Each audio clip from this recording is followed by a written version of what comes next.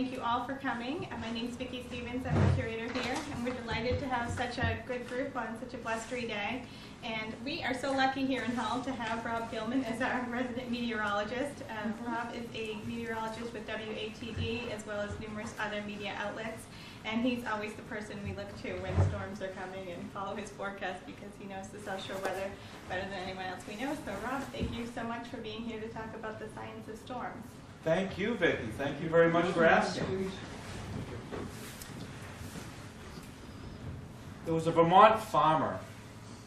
He looked out over his property. He had about 70 acres in northern Vermont.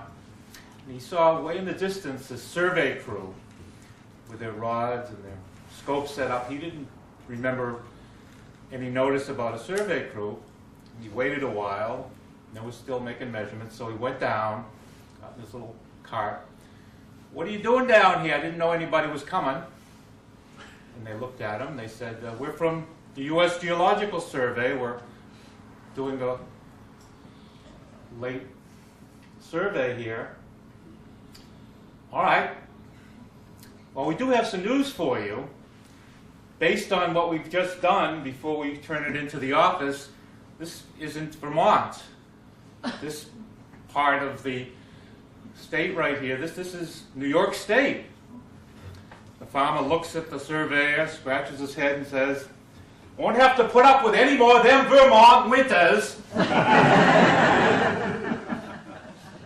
That just takes us into all weather is local weather. We're going to get into some details about how that is and why that is. And again, it's just a pleasure to be here at the Lifesaving Museum.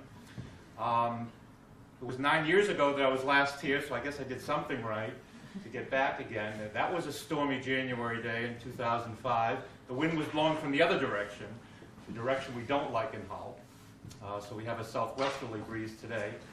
And because it is so windy out, and it just suddenly got so windy in the last hour or two, I'll use one of the bits of information I have to display to show why the wind. And that's always the best question to ask anybody when it comes to weather. Why the wind? Well, that's all weather is. And I might have a question or two as we go along to see what that's all about. But if there's any place in the United States that experiences storms, it's Hull, Massachusetts, and this immediate South Shore area. We're right on the edge. We're on the edge of the zone that has the most stormy weather along the eastern seaboard, and of course, we're right on the edge of Massachusetts here on the ocean. Again, I go back to Bob Copeland and Don Kent with the very first broadcast TV meteorologists. You can't see now. Damn. Younger people don't remember there was a time when we got weather information not just by looking at the phone and saying sun and a cloud, cloud and sun, high and low. We got a lot more details. But this is really, basically the way we think of it, that it's either not much, or if it's a nor'easter, that's the edge of what we expect. That's the worst of it. You can get our latest forecast on WATD 95.9. Has anyone ever heard of that station here? 95.9. Our local South Shore station. And all weather is local. That's what it says right on the top there. Yeah, this really was just a few days ago. One of the best demonstrations of this. I mean, we're hypnotized in a way. There's just so much weather information. I mean, there's one company that I worked for when I was at Penn State that now has its name branded on many broadcasts. And it was interesting how their forecasts were set up earlier this week, claiming to have the most accurate local forecast.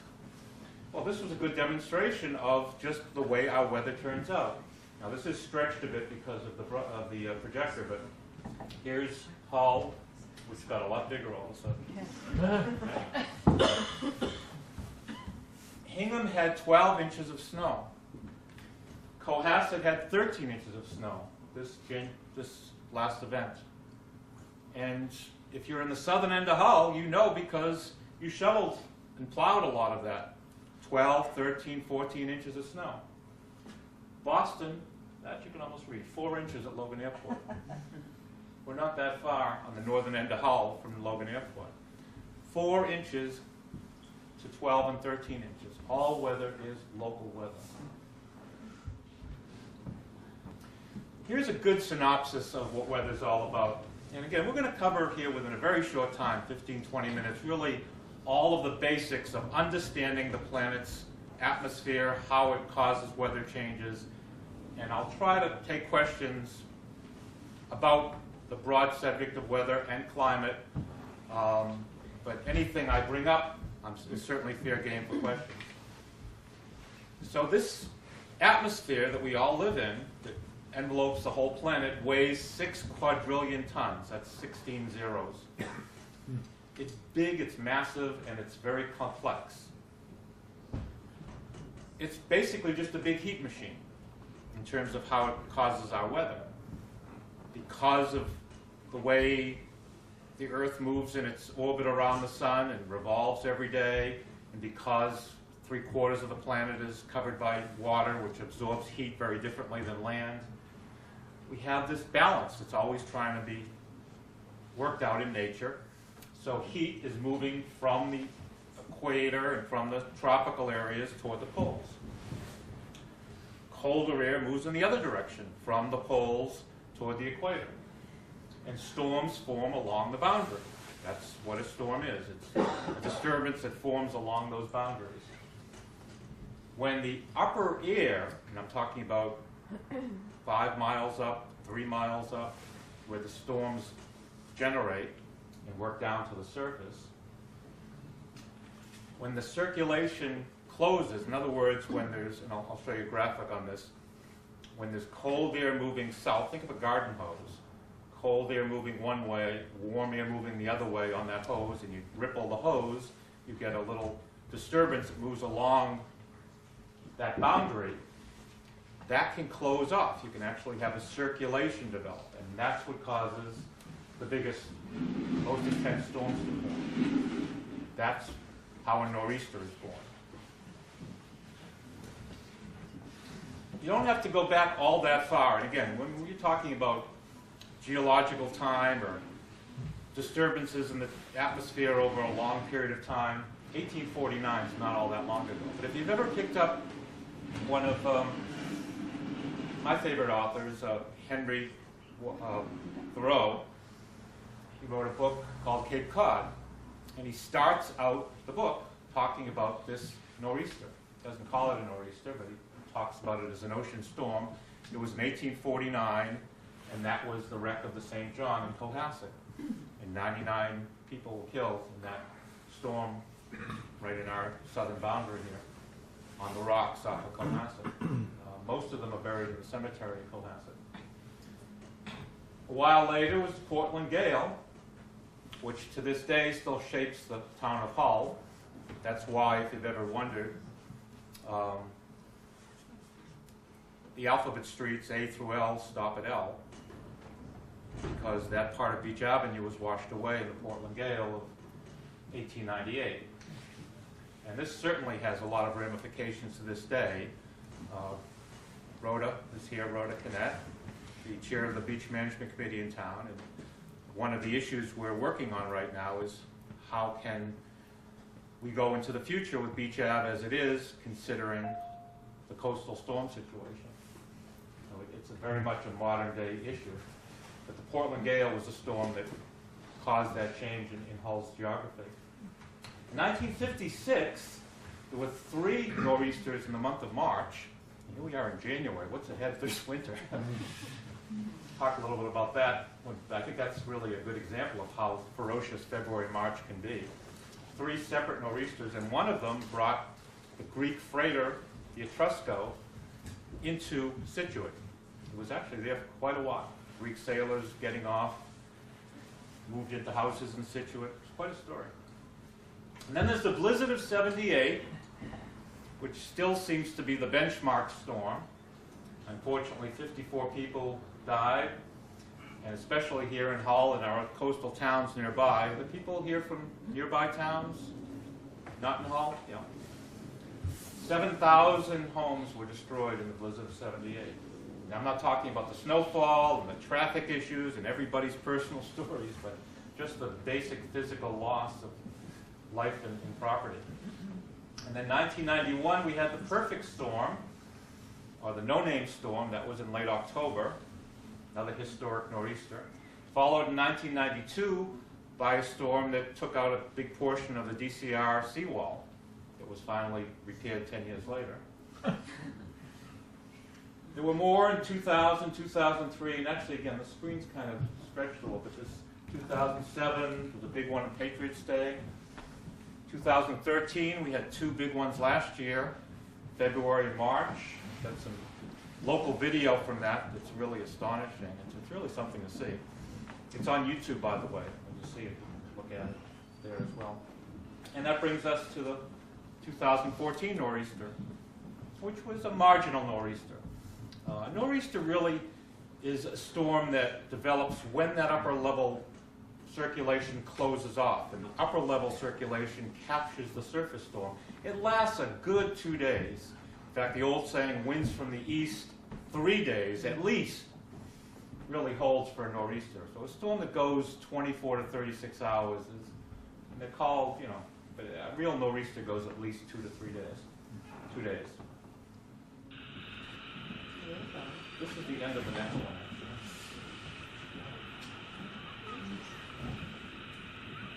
Is this Hope? This is Atlantic Avenue. Close to traffic. Wow. Below Green Hill, right? Yeah. Let's try this one. Can we do this one?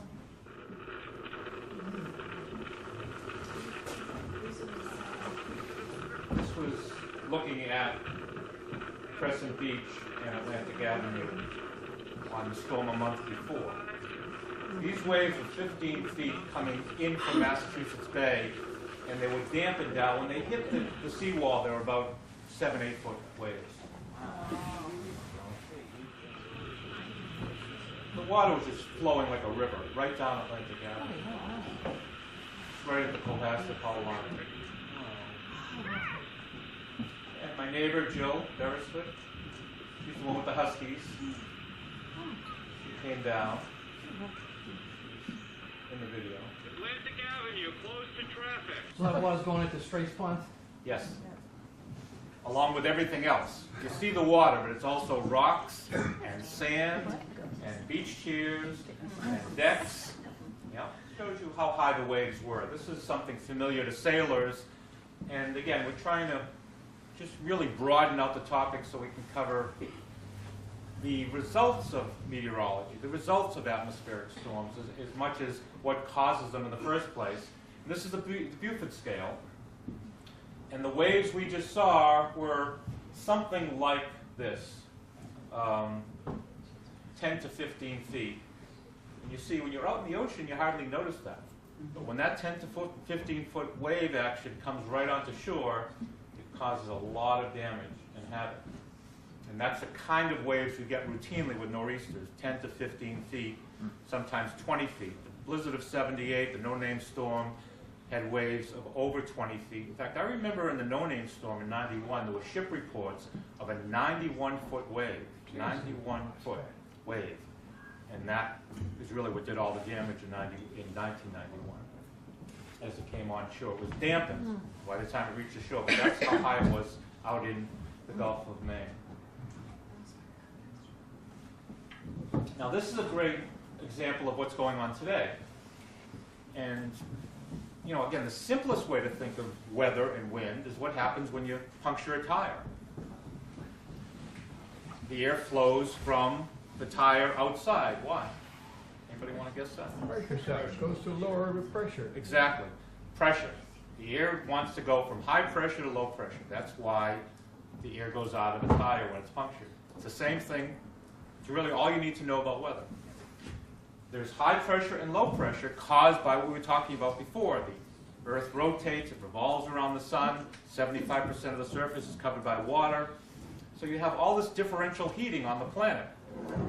And that's what causes high pressure and low pressure centers to form. This map is almost exactly what our current map would look like right now. We have a deep storm tracking west of us here in southern New England, with a deep storm tracking across the Great Lakes up into Canada, That's the lowest pressure, this is the highest pressure. So the air wants to go, it's rushing from the big high to the big low. That's why there's so much wind outside. And if you turn you back to the wind, low pressure will always be on your left. It's a way to find where the storm is. Yeah? Why is it that low pressure always engenders counterclockwise winds and high pressure always engenders clockwise? Clockwise winds. Good question. In the northern hemisphere, Is it Coriolis? in the northern hemisphere, I love it when you answer your own question. That's exactly. In the northern hemisphere, when we have a low pressure circulation, it has counterclockwise flow. And as the gentleman just said, it's because of the Coriolis effect. And it's the same reason why train tracks that run from north to south along the Mississippi Valley in that area have to be replaced much more often than train tracks that run from west to east. Because the Earth is turning, so there's a subtle force caused in that direction. And that's what we know as the Coriolis effect. So that the air doesn't move in a straight line, in parallel lines into low pressure, but it's actually curved because of the Earth turning below it. Now, this is a great example of what caused 13, 14 inches of snow in Hull and Hingham and Cohasset and 4 inches in Boston. And why we're paying for that. This is a big impact on our economy. I also want to mention a few things about the money that's related to weather. But of course, if we're paying for snow removal, we know about it. If we're paying for natural gas, or if we're taking advantage of the opportunity to make money when commodities shift very suddenly because of weather. But you see these bands of precipitation. And that's the way precipitation tends to develop around a rapidly developing storm in the atmosphere. It doesn't just lift and expand in one big area necessarily, but it will develop in the bands where the most violent lift is in the atmosphere. And again, because low pressure causes the atmosphere to be lifted, you get condensation and precipitation. And that's what this weather radar shows us. This is one of the most important tools we use in very short term. This will tell you what's happening now, and it might give you a good idea what's happening over the next hour or two. Certainly can't tell you about when the next plowable snowstorm is going to be, or what the weather's going to be for your trip to Baltimore next Wednesday, or your airline schedule. But radar does do a great job at what's going on right now, because you're actually looking through the atmosphere and seeing the reflection back, and it's made into an image. So this shows the banding nature of precipitation. And that's what happened in the event 3 days ago in the middle of the week. The storm intensified very rapidly way offshore, hundreds of miles, about 400 miles off Nantucket when it went through its most rapid intensification. So that suddenly injected this energy that caused the atmosphere to be lifted in southern New England. And the closer you were to that strengthening, the more snow you got. In bands. That's why there was more snow in Weymouth and Cohasset than there was in Sandwich and Hyannis. Looking at TV weather forecasts, you might have got the idea, well, the Cape's going to get all the snow. And here we are, 50 miles away, and we get all the snow. The Cape had half as much as we had, and north of us had almost nothing. Places like Andover, Lawrence, Nashua had barely enough to track a cat. Another nor'easter or ocean storm that we think about, we've heard a lot about, it's had a huge impact on the country, is Sandy. Sandy started as a hurricane, and just as it made landfall, it lost its tropical characteristics and took on the name Superstorm Sandy, which is another way of saying nor'easter Sandy. But we'll never be hit by a storm like that here in Hull. The way the atmosphere is configured, we don't get big hurricanes turning into nor'easters coming from Canada. It doesn't happen. It's never happened and never will happen. New Jersey, New York is about as far north as that could happen, and Murphy's Law, if it can, it will eventually, and that's what happened a year ago in October. Can you tell that to FEMA? FEMA doesn't listen to me. They listen to you. You know O'Leary's corollary? Uh-huh. Murphy was over-optimistic. That's what happened to the Chicago barn with the cow.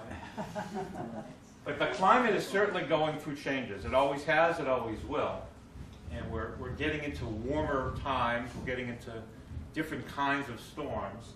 This picture was taken on March 22nd of 2012. It was 86 degrees and quite a few people on the beach.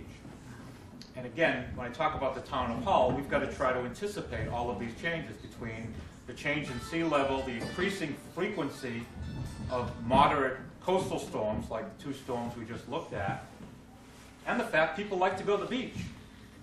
And people like to go to the beach when it's hot. It doesn't matter what the calendar says. The calendar might say July or June or March.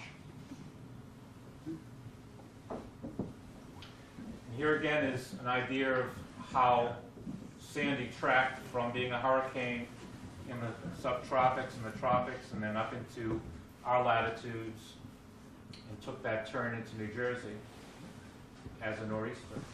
These are some of the wave heights, 36 feet, 31 feet. And these are some of the wind gusts. So let's take one last look at some of the important ideas of global circulation. And we'll also look a little bit about global climate change and whether there really is global warming or climate change. My background, again, is with beginning with my education at Penn State, where I got my degree in meteorology in 1979. It seems longer and longer ago. It is. It is, isn't it? Yeah. Way back then. And since then, I've been doing these broadcast work and the work I do for cities and towns and for forensic meteorology, but it's all under the auspices of the American Meteorological Society. And I'll just briefly mention the story. Perhaps some of you have been there. It was back in 1885. Weather buffs, like a lot of us, people that just love weather for whatever reason. His name was Abbott Roach. He lived on Commonwealth Avenue in Boston, number 5 Commonwealth Avenue. His dad had a few dollars. And he decided he was going to head out to the country out in Milton, climb to the top of Blue Hill and build a building to observe the weather. That was the beginning of the Blue Hill Weather Observatory, which is the oldest continuously operating weather observatory in North America. If you've been there, it's a fascinating place, fascinating history. And 20 years later, another gentleman who at that time was studying the new science of aerology or atmospheric studies, Dr. Brooks, started the American Meteorological Society. So it's the AMS, the American Meteorological Society, that's the professional society of meteorologists. And I mention that because that's the place to turn if you have these questions about climate change, because there's so much politics and other factors that are involved. It really is difficult to get a straight answer. But if you want the best answer, I would say the American Meteorological Society is the place, and I have a statement from them. So this is our part of the globe, and again, we're talking about the whole planet. But this has a huge effect on our weather and our weather patterns. Why is this winter so different than last winter, December, January? Remember, 2 winters ago, we had almost no snow. One Saturday, January 22nd of 2011, we had 4 or 5 inches of snow. That was the entire winter. Never got below 10 degrees. This winter, we've been below 10 degrees 8 times already, including this morning. We're going through an interesting change right now. We started out at 9 degrees at 1 o'clock this morning, and it's 39 now outside. Why do all these happen? Well, they're controlled by global circulations. We hear a lot about El Nino. That's really a big effect on the Pacific and the Pacific part of the planet. Our biggest effect is the NAO, the North Atlantic Oscillation. It has an effect on whether you have higher pressure down near Bermuda and off Bermuda toward the Azores, or how deep the low pressure is near Iceland. And as these two shift their roles on the stage, stronger or weaker, that affects how storms move across the country. Even though we've had some pretty impressive storms lately, January 2nd and 3rd was pretty impressive. Awfully cold. I mean, no one ever remembers snow with these kind of temperatures. And the snow that's out there now, it's just like, it's snow light, you know, like the Madison Avenue lights. That's what this stuff is. It's got hardly any moisture in it because it originated with such a cold air mass. So we've had some stormy weather this year, but they haven't been the kind of storms that we had, let's say, last February and March, that were true nor'easters, because they slowed down and stalled and threw moisture into southern New England for days at a time. What we have now is this fast zonal jet stream. And when we have a fast zonal jet stream in the positive phase of the NAO, the storms just move right along. And that's what we have had so far this month. This is what we had last year. This is the negative phase of the North Atlantic Oscillation. This is relatively weak. We have this major blocking high. This is what caused Sandy to go into New Jersey, a blocking high over Greenland. And this is what caused the very intense storms of last winter. The storms slow down. They can't just move along and go out into the Atlantic. They slow down and they strengthen along the Atlantic coast, off of Cape Hatteras, off of Delmarva, off of Block Island. That was the classic blizzard of '78 that sat off of Block Island, Rhode Island for 2 days. That's this kind of pattern, the negative phase of the NAO. Is this more than normal, Rob? No, there is no normal. Okay. There's no Any consistent or? The normal is somewhere between this one and the other one, between the negative and the positive. Okay. And right now we're in the positive phase of the NAO. But we do a very good job. The analysts that are studying these climatic patterns do a very good job of deciphering how it's working for weeks at a time. And while we can't tell you what the weather's going to be 2 or 3 weeks from now, we can tell you whether there'll be a negative or positive phase of the NAO, and that's very important. Good question. So is that the storm pattern? That's basically the storm pattern. You know, it's, you know, is it a positive NAO or a negative NAO? There's also the PNA, the Pacific North America oscillation. There are other oscillations, just not as important. The Arctic oscillation is very important right now. That's what causes low pressure over the pole, and generally the coldest subarctic air stays in Newfoundland or northern Quebec or northern Saskatchewan. I'm sure you've heard the term polar vortex recently. Yeah. When part of that polar vortex of the AO, the Arctic oscillation, weakens, it breaks off from the main circulation, and suddenly it's in Minnesota and Wisconsin and New England. Question? That's the pattern we've had this season. Yes? You had the 500 millibars associated with that low up north. Is that 500 millibars less than roughly than the standard millibar level? It's halfway up through the atmosphere. It's about the height of Mount Washington. If you think of the atmosphere as being about 30,000 feet, where planes fly in the stratosphere above the troposphere, you have the lowest layer is the troposphere where the weather is. The next layer up is the stratosphere. So at that level, at about 35,000 feet, half of that would be 500 millibars. All the way at the surface, so we are now, is 1,000 millibars. So there's about 15 pounds of pressure of the atmosphere pushing down at us near the surface. That's 1,000 millibars. And the standard is what, 1013? 1013 is standard pressure. That's a little more than 1,000, right? Yeah. So 500 millibars is a good place. It's easier to measure what's going on in the atmosphere. One of the biggest problems we've had over the centuries understanding weather, from the sailors that came from Europe and tried to explore the world, is the surface. We're here 5 feet, 6 feet, some of us, and there's another 35,000 feet above that really controls what's going on, and we're trying to figure out, the effects right down here, and there's all kinds of misleading and confusing effects because you have the ground that's heated, and that causes what we term the boundary layer. this morning was an excellent example of that. I mean, if you just looked at the 500 millibar map, what's going on at 500 millibars, that's how we were able to put up a wind advisory yesterday for today.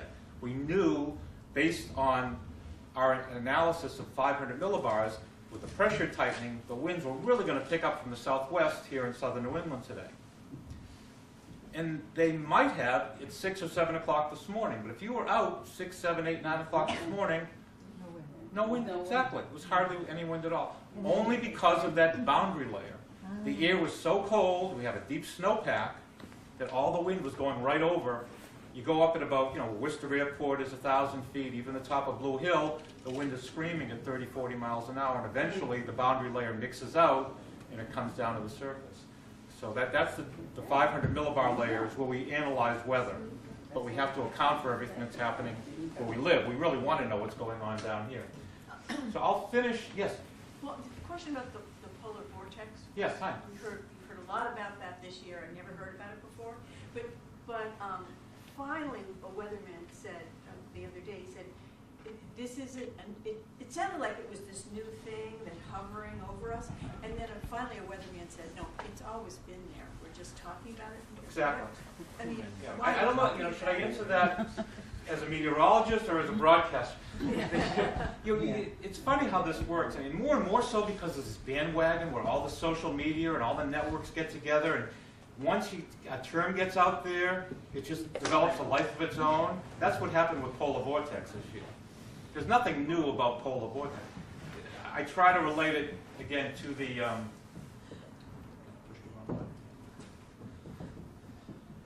You had a question back here, Rob?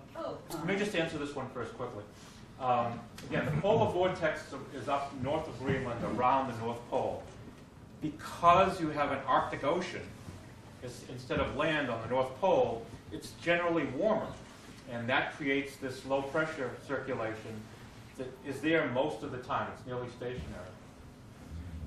There's big questions as to what's going on with all the Arctic ice melt and how that's been affecting our climate, because suddenly you have a lot more open ocean exposed to the atmosphere. But in any case, because of the Arctic oscillation, this counterclockwise circulation around the North Pole strengthens and weakens. And when it weakens, that polar vortex, again, the vortex is the turning of the air around the pole, comes farther south. It may be over Siberia, it may be over Alaska, it may be over Hudson's Bay, over here, and that's the polar vortex. And when that vortex comes south, especially in December and January, it really has a major impact. And that's why we were looking at 20, 25 below normal temperatures across a huge portion of the northern United States in early January, and that's happening again now. And I'm just going to take advantage of that question briefly to say someone could have made a lot of money if they invested in that idea a few weeks ago. And even last week, UGAZ is the ETF. You know what an ETF is? Exchange Traded Fund. Oh, yeah. It's 3 times the price of natural gas. It was up 50% in 5 days. Anyone can invest in an ETF. You don't have to have a lot of money. You don't have to put in a lot of money. You can put in $20 and get $100. You can put in $20,000 and get $100,000. I'm not telling you to do it. It's not financial advice, but it's interesting how it relates to weather and how much weather controls our economy. Another question? Yeah. Yep. When I was a kid, a long time ago, we used to have something called the Alberta Clipper. Is that the same thing as the polar vortex? No. No, but good. They're connected. Everything in the atmosphere is connected. An Alberta Clipper is what's going by now to the west of us. They're fast-moving storms that generate in Alberta, Canada. Again, these storms always generate on the boundary of warm and cold air. When the boundary sets up over the northern plains and over western Canada, you get an Alberta Clipper type storm. And the track it takes is from Alberta to the Great Lakes and off of New England. And it can't get down to the Gulf in the Caribbean. 90% of the precipitation of the snow and rain that falls on Hull, on Massachusetts, has its origins in the Gulf of Mexico and the Caribbean. So if a storm can't tap that moisture, we don't get much. And that's why we're not getting much today. But an Alberta Clipper is a fast-moving storm that comes from Western Canada. Why do you say never on the Sandy as coming up as high? I find that fascinating, how you Thank can you. make that It's so important and it's so overlooked. Yeah. In fact, the Beach Management Committee put on a forum last April for the town of Hull to explain that. This is a good example. I can't really go into detail right now, but there are troughs and ridges in the atmosphere. So a storm that has its origins in the tropics, a tropical storm, that moves northward, can only turn so far west before it makes landfall. Hurricanes don't hit Massachusetts from the east, even though FEMA might think so, and even though the insurance companies might think so, and try to develop scenarios. It's never happened and it never will happen. A hurricane will not hit Boston from the east. The only way a hurricane can hit New England is from the south. It can turn in and come into Buzzards Bay, which would be the worst possible situation for Massachusetts.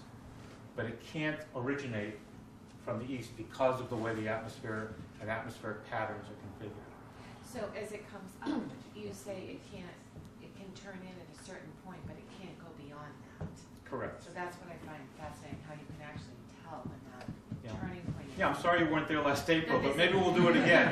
Well, if there's an actual boundary and you can actually say It that, has to do with you the know. shape of the atmospheric flow, with the ridge and trough patterns, and the configuration of our coastline.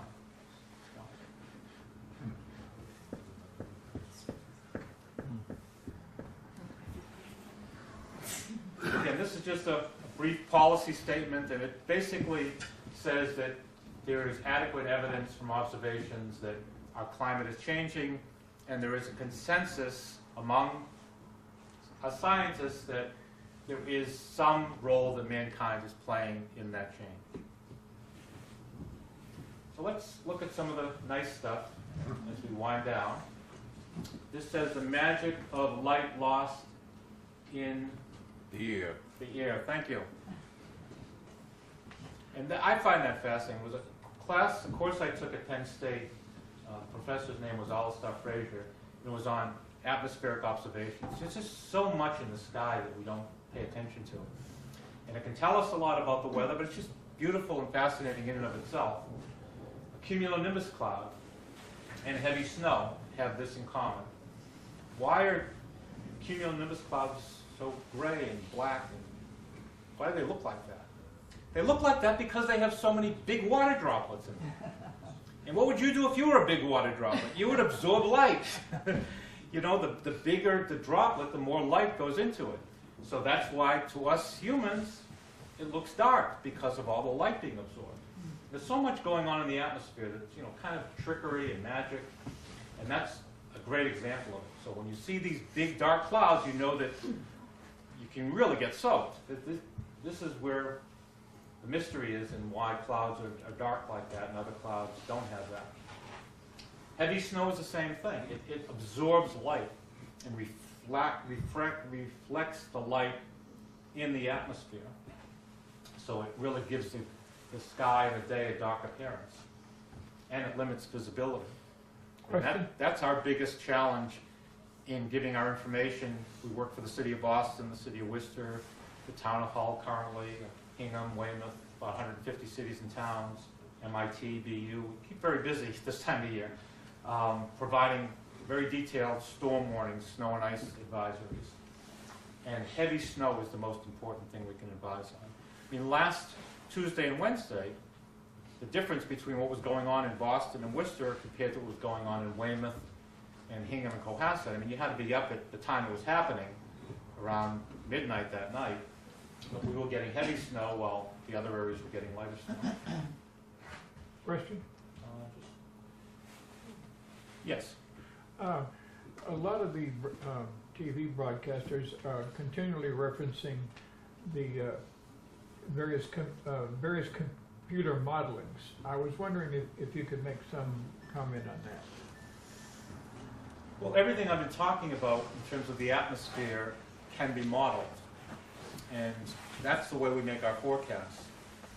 I haven't gone into detail about modeling here, but we can think about it as any other kind of physical modeling. We're simulating what's happening in the atmosphere. The idea is to take as many measurements as we can of the 6 quadrillion tons of matter. We do that basically with balloons that are launched around the planet simultaneously and measure temperature, humidity, pressure, and that data is put into these models. We're getting more and more modeling. You may have heard of the European model that's run out of England that was credited with forecasting Sandy's left turn. That's from the European Medium Range Modeling Center near Reading, England. We have models in the United States that are being improved. There's a major effort to enhance the modeling, and the biggest way we can do that is with bigger, better, faster computers, supercomputers. Ever since computers were really invented, digital numerical computers in the 50s, so we're talking way more than 50 years now, 60 years, to this day, the biggest use of computers is simulating the atmosphere, is weather forecasting.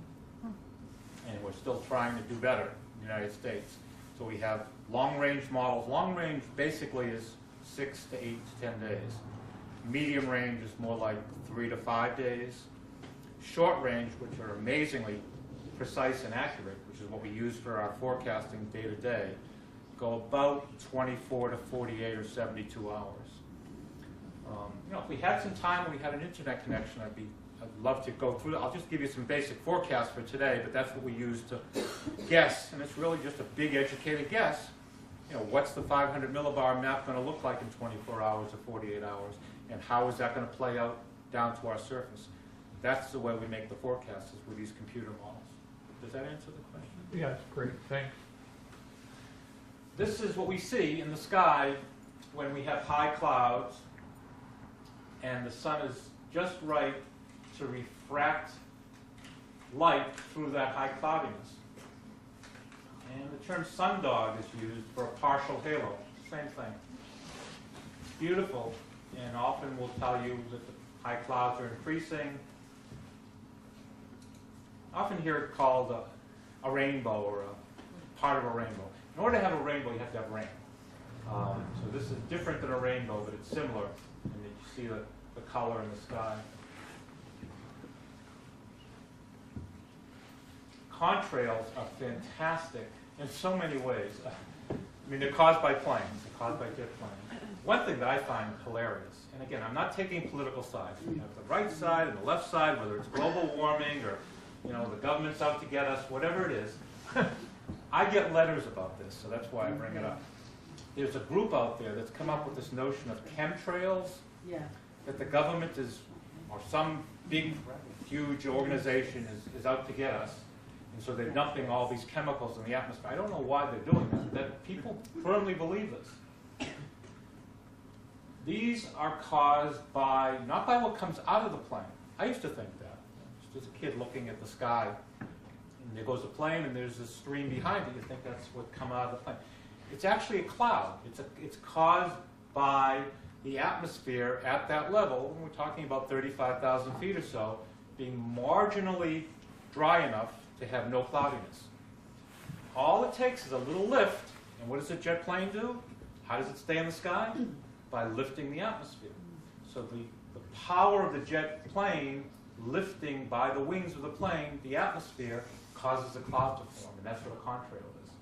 And they only happen in stable weather. If you have stormy, high winds, a lot of what we call wind shear, if there's different wind speeds at different levels, you won't see this.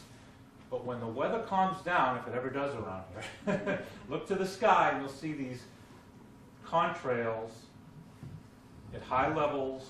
Sometimes they're expanding, sometimes they're glaciating or freezing, billowing. Tells you a lot about what's going on in the upper levels of the atmosphere. I think that's about all I have. Oh. Mackerel, this is mackerel sky and mare's tails.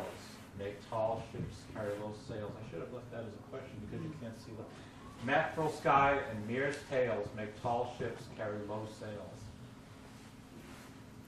This is a mackerel sky. It's a beautiful, beautiful sky. This happens to be at sunset, so it takes on the color. The reason sunrise and sunset has the red color, by the way, is because all of the other colors are dampened out or absorbed when the sun is very low on the horizon. Think of it, when the sun is right overhead or at an angle less than or more than 45 degrees, it's shining down. When it's right on the horizon, think of all the atmosphere the sun has to shine through. And all of that atmosphere is absorbing the green and the blue and the yellow, the higher, hotter wavelengths, the colder wavelengths. So we're left with the higher wavelengths, the reds. That's why you see a red sky in the morning and at night. It reminds me of what happens when you have a newly waxed car and you drop some water on it. And it's really the same thing in the atmosphere. When you see a mackerel sky, the saying is mackerel sky, never long wet, never long dry. There's not a tremendous amount of moisture in that atmosphere. Just like when you sprinkle water on a newly waxed car. It's not holding a lot of water, it just shows you that there is some.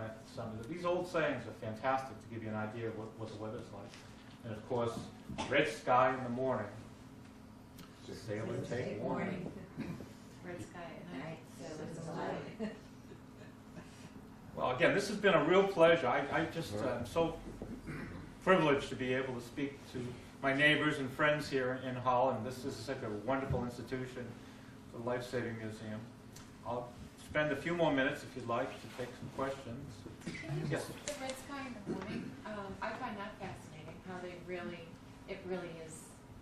is that. I mean, there's a storm that will usually blow in the afternoon if we've got a real serious red sky in the morning.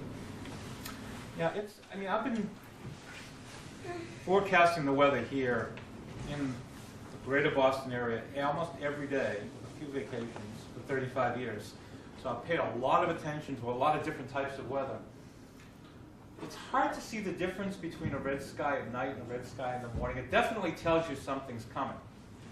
Now, generally, I don't know if it applies to our climate all that well.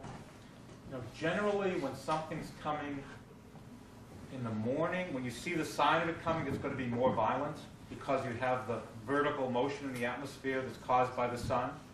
So especially, from, let's say in the warm season, I still don't think of April as warm, but generally from April to October, in the warmer part of the year, a red sky in the morning tells you you're going to get thunderstorms, violent winds, that kind of thing. I don't know that it works that well at this time of the year. And again, what it's all about, the reason it works at all is because you're seeing the first moisture. And maybe it's water droplets. More likely it's the stuff that adheres to water droplets, pollen, little vegetative matter. We're talking about 35, 40,000 feet. All the stuff that adheres to little water droplets at that level. When that starts moving in, that's showing the weather developing. And it's followed by a lot more moisture. And once you start getting more moisture, you generally get more wind and more violent weather. Sort of like the halo around the moon. Halo around the moon is also a sign, just like the red sky, that there's increasing moisture at that level to cause the halo at night. That's a really good sign that something's coming. Yeah. So the more man puts particulate matter in the atmosphere, the more moisture will adhere to that matter, and the more the weather will change. Is what the theory is for global warming? That's part of it, for sure. It's not so much particulate matter as it is the amount of greenhouse gas, like carbon dioxide, and the kind of gas that causes a greenhouse effect to take place. In other words, if you had, a volume, a square meter, and you radiated that volume with infrared radiation that we get from the sun, it's going to warm up. It's going to emit the ultraviolet radiation from the sun, the higher wavelengths of the sun's radiation is going to warm up that body, and it will emit infrared radiation, which we feel is heat. So the more CO2 gas that's in that volume, the warmer it's going to get, because it's effectively holding that heat. Whereas if you had oxygen and nitrogen and less CO2, and it's really a small part, because most of our atmosphere is oxygen and nitrogen, 90+%. But the more you increase those rare gases, like CO2, the more efficient a greenhouse the planet becomes. So that's the biggest effect. But absolutely, when we put in more small particulate matter into the atmosphere, that's also allowing more warming and more unusual behavior in the atmosphere. We also see that near nuclear power plants. While nuclear power is a much better power source in terms of burning fossil fuels, and I'm not advocating for one or the other, I think windmills are great. Nuclear power doesn't emit carbon dioxide, but it does emit a lot of heat. And you'll see that at Pilgrim, you know, the warming that's going on around Pilgrim. Pilgrim's nuclear power plant sheds heat in Plymouth Bay. Many nuclear power plants have cooling towers. And so you have constant 24 hours a day, this warm, moist air just coming out of a place where warm, moist air never came out before. So that certainly has an impact on the local microclimate, right where those power plants are. Whether it has an effect on global climate or not, that's never really been shown. I did work for the Nuclear Regulatory Commission when I was at Penn State as a co-op job. So it's interesting how these different scale patterns can impact places where there are cooling towers, but we really don't know that much about their impact on a global scale. Yes? Last couple of years or so, they started naming storms in the wintertime like they do during hurricane season. Have they always done that, and they just never made it? All right, I'm happy to spend a minute or two about the idea of naming storms. Naming storms started in 1950. Probably some of it went on before then, but the U.S. government started to name storms in 1950 because, well, back in 1938, there was a hurricane that hit New England. Really never knew it was coming until it went by North Carolina. Didn't have a name. To this day, it's known as the Great New England Hurricane or the Great Hurricane of 38. It was the Atlantic Hurricane of 44. But as we started gathering more and more data, making more maps, greater commerce, more ships, it made sense to give these big tropical storms, hurricanes, names. So there was naming started in 1950. The first name was King, 1950 hurricane. And from there on, storms had women's names. Who picks the name? The guys in the Weather Bureau picked the names. And then after 20 or 25 years, there was a lot of contention about why are they all women's names, and then why are they all English-sounding names. So we have international committees formed, and now hurricanes have international names. There's Spanish ones, there's French ones, there's English ones, there's men and women that alternate. You know, it's all nice and politically correct. I don't remember the winter ones before. The last couple. Now I'm getting to your point. There's been a lot of discussion about that, especially from meteorologists in this part of the world. You know, hurricanes are interesting, but we tend to get winter storms that are even more interesting. And certainly for the town of Hull, nor'easters are much more important in the impact than hurricanes are over time. But they don't have names.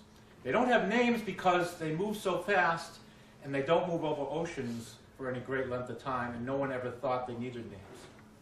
Until you have a company that's in the business of selling advertising and wanting people to watch their broadcasts. That company is very successful. They've just been bought out by NBC Universal. They're located in Atlantic, Georgia. They're called the Weather Channel. And they decided to start issuing names. And that's why winter storms are now called Janus and Hercules, or they said they're going to name them after Greek gods. Okay. So if you want to start a company, I'd be happy to work with you on that. And we could have our own New England names. I And, just thought I was clueless, Yeah. but I never heard of it before Yeah. the last couple of years. and there's a lot of controversy about it. You know, does the Weather Channel have the right to give storms names? Well, what's the criteria for giving it a name? Whatever they want it to be. It's, you know, they seem to have some kind of an impact. I mean, there is a challenge. Seriously, there's a real challenge when you have information and you know people's lives and property are in danger, and you're trying to get that information out. I find that a challenge, especially here in Hull. You know, we know we're going to have an increasing amount of these moderate coastal storms. They're going to come flooding the town, washing away property, destroying cars, threatening lives. How do you get the message out? And who gets the message out? And who, you know, who can... I think there should be two-way communication. If you say something, you should be there to answer the question afterwards. But that's really tough to do. It's a real challenge. And how do we do it? And, you know, everyone, Channel 4 wants to be your news source or your weather source, and they use AccuWeather's name to, you know, to make that. They now have an impact scale, so they say this is going to be an impact 3. And meanwhile, they end up with an inch of snow, and no one the next day says, "Hey, you said that was going to." You know, there's no accountability. People, and it's you know, it's a question of trying to get the message across, and I find it difficult. You know, as meteorologists, we meet with government agencies. Right now, the biggest challenge is getting the best computer modeling to be able to compete with the Europeans, to be able to forecast storms that hit the United States. I mean, it's not picking names for storms, but people pay attention to names. There's no question that when a storm has a name, people pay more attention to it. We're about out of time. Thank you. Thank you very much.